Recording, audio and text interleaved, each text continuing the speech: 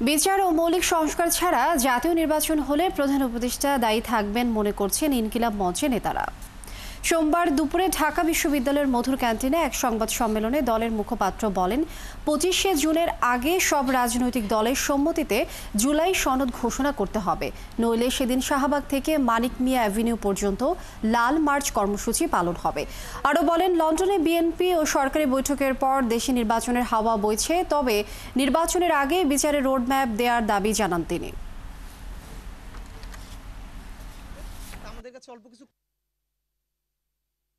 Doctor ইউনূসের মতো একটা asset বাংলাদেশের পক্ষে কাজ করুক, এটা সবার জন্য সম্মাননা।